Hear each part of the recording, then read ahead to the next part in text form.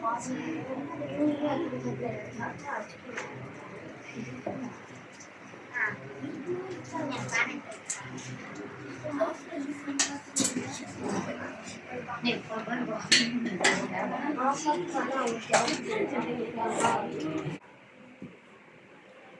evening, dear students. எல்லாம் snacks சாப்பிட்டு முடிச்சிட்டிங்களா? Right. இன்னைக்கு என்ன டாபிக் பார்த்துட்டு இருக்கோம்? Prepositions and it's usage. சரி, இன்னைக்கு ப்ரிப்போசிஷன்ஸில் ஒரு 3 வேர்டு மட்டும் பார்க்க போகிறோம். அது என்னென்ன அப்படின்னா, வாட் ஆர் தே? சரி, இந்த இன், ஆன், அட் இதை வந்து நம்ம 2 பிளேஸில், அதாவது 2 வகையாக யூஸ் பண்ணலான்னு சொல்கிறோம். 2 டைப்ஸாக யூஸ் பண்ணலாம். என்ன purpose? First purpose to mention time. Very good. இந்த ப்ரிப்போசிஷன்ஸ் இன், ஆன், அட் எதுக்கு யூஸ் பண்ணுறோம்? To mention time. டைம் அப்படின்னா காலம். இதில் செஞ்சுரிஸ், நூற்றாண்டுகளும் அடங்கும், நேரம் அடங்கும், நாட்கள். ஸோ இந்த காலத்தை குறிக்கக்கூடிய எந்த விதமான வார்த்தைகளாக இருந்தாலுமே அதில் அடங்கும். Year, day, Sunday, Monday, Tuesday, month, June, July, August, அல்லது ஸ்பெசிஃபிக் டேஸ் கூட அது காலத்தை குறிக்கக்கூடியது தான். Birthday, wedding day, house warming ceremony, இது எல்லாமே காலத்தை குறிக்கக்கூடிய ஒரு அந்த டைமில் நடக்கக்கூடிய ஒரு விஷயம் அப்படின்றத நம்ம மென்ஷன் பண்ணுறோம். ஸோ இந்த டைம் குறிக்கிறதுக்கு யூஸ் பண்ணுறோம். இது ஃபர்ஸ்ட் பர்பஸ். நம்பர் 2, லொக்கேஷனா பிளேஸா? பிளேஸ் குறிக்கிறதுக்கு நம்ம இந்த இன், ஆன், அட்டை யூஸ் பண்ணுறோம்டா. சரி, இப்போ நான் வந்து உங்களுக்கு ஒரு கதை சொல்ல போகிறேன்.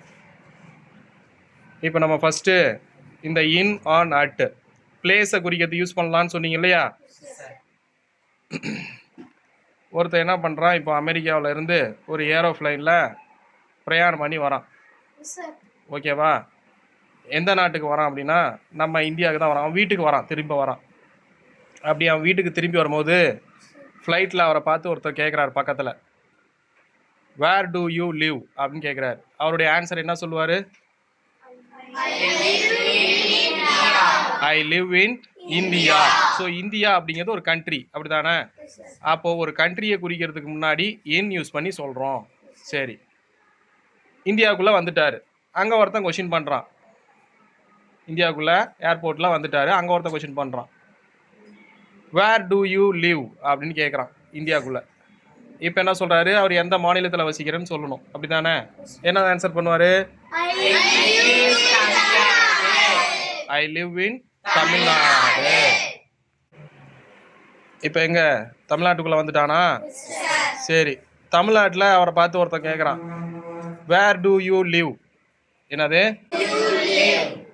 இப்போ அவருடைய ஆன்சர் என்ன பண்ணுவார்? அவர் எந்த டிஸ்ட்ரிக்டில் வசிக்கிறேன்னு சொல்ல போகிறாரு. என்ன சொல்லுவார் ஆன்சர்? ஐ லிவ் இன் சேலம் டிஸ்ட்ரிக்ட் அப்படின்னு சொல்கிறாரு. சரிடா, சேலத்துக்குள்ளேயும் வந்துட்டார்றா. அங்கே ஒருத்தன் அவரை பார்த்து கொஷின் கேட்குறான், வேர் do you live?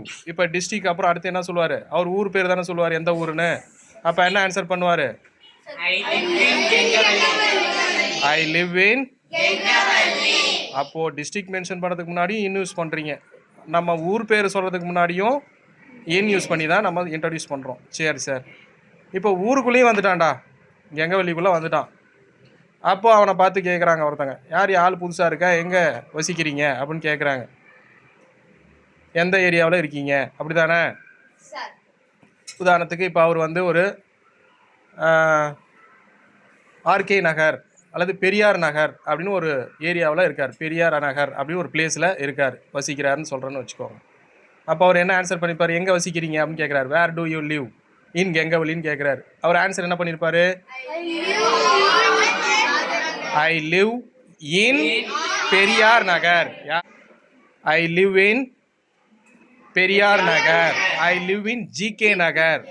I live in RPS Nagar. அப்போது அந்த இடத்துல நகர் அப்படிங்கும்போது அங்கே நிறைய ஸ்ட்ரீட்ஸ் இருக்கும், அப்படி தானே? அந்த நிறைய ஸ்ட்ரீட்ஸ்லாம் சேர்ந்தது தானே நகர் அப்படின்னு ஒரு பிளேஸ் சொல்லுவோம், அல்லது ரீஜியன் சொல்லுவோம். அப்போ இதை சொல்கிறதுக்கு முன்னாடி நம்ம என்ன யூஸ் பண்ணுவோம்? இன் தான் யூஸ் பண்ணுவோம். சரி, இப்போ வந்து அவன் ஏரியாக்குள்ளே வந்துட்டான். வாடா என் ஏரியாவுக்கு வாடா அப்படின்னு சொல்கிறீங்க இல்லையா? வாடா வாடா ஏரியாவுக்கு வந்து பாடுறான்னு வடிவேல் சொல்கிற மாதிரி இப்போ ஏரியாக்குள்ளே வந்துட்டான். யாரா அவன் புதுசாக இருக்கான்? நீங்கள் யாருப்பா அது? எங்கேப்பா? எந்த தெருவில்ப்பா நீங்கள் வசிக்கிறீங்கன்னு கேட்குறான். வேர் டு யூ லிவ் அப்படின்னு அவன்கிட்ட கேட்குறான். இப்போ அவன் என்ன ஆன்சர் பண்ணுவான்? அவர் வசிக்கிற தெருவோட பேர் ராஜாஜி ஸ்ட்ரீட்னு வச்சுக்கோங்க. இப்போ அவர் என்ன ஆன்சர் பண்ணுவார்? Very good. I live on. ஏன்டா ஆன் சொல்லி சொல்கிறாரு? ஸ்ட்ரீட் பேரை இன்ட்ரடியூஸ் பண்ணுறதுக்கு முன்னாடி என்ன யூஸ் பண்ணணும்? இன்னா ஆனா? சரி. இப்போ அந்த ஸ்ட்ரீட்டில் வந்து தார் ரோடுலாம் மட்டும் பெரிய ஸ்ட்ரீட்டாக இருக்குது, வைடு ஸ்ட்ரீட்டாக இருக்குது. அப்போ அது என்னன்னு சொல்லுவோம்? என்னது அதுக்கு பேர்? என்னது? அவென்யூ. சரி, அவன் வசிக்கிற அவென்யூ பேர் வந்து அசோக் அவென்யூ அப்படின்னு சொல்கிறாங்க. இப்போ நீ எங்கப்பா வசிக்கிற? வேர் டு யூ லிவ் அப்படின்னு கேட்குறாங்க. அவன் என்ன ஆன்சர் பண்ணியிருப்பான்? I live on Ashok avenue. சரிடா, தெருக்குள்ளேயும் வந்துட்டான்டா. யார்ப்பா நீ புதுசாக இருக்கிற? என்னப்பா இந்த தெருவில் எங்கப்பா இருக்குது உன் வீடு அப்படின்னு கேட்குறாங்க.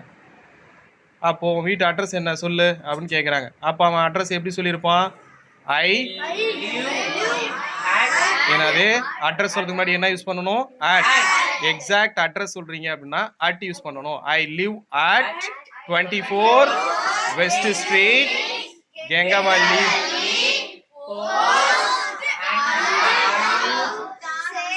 Salem district.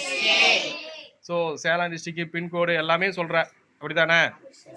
So I live at அப்படின்னு சொல்லும் போதே என்ன அர்த்தம்? நீ உன்னோடைய எக்ஸாக்ட் அட்ரஸை சொல்ல போகிற. டோர் நம்பர் சொல்லி சொல்ல போகிறீங்கனாவே I live at 24 west street, Gangavalli, Salem district, பின்கோடா 636105 அப்படின்னு நீ சொல்கிறேன்னு வச்சுக்கோங்க. ஸோ உன்னோடைய அட்ரஸ் இன்ட்ரடியூஸ் பண்ணுறதுக்கு முன்னாடி அட் சொல்லி தான் இன்ட்ரடியூஸ் பண்ணுறீங்க. அப்போ பாருங்கள், அவன் அமெரிக்காவில் ஆரம்பித்த பிரயாணம் இந்தியாவுக்குள்ளே வரான் கண்ட்ரி. ஸோ கண்ட்ரி நேமுக்கு முன்னாடி இன் யூஸ் பண்ணுறீங்க, ஸ்டேட் நேமுக்கு முன்னாடி இன் யூஸ் பண்ணுறீங்க, district name, your town town name or village name அதுக்கு முன்னாடி இன் யூஸ் பண்ணுறோம். அடுத்தது உங்களுடைய நகர், ஏரியா அப்படின்னு சொல்லுவோம்.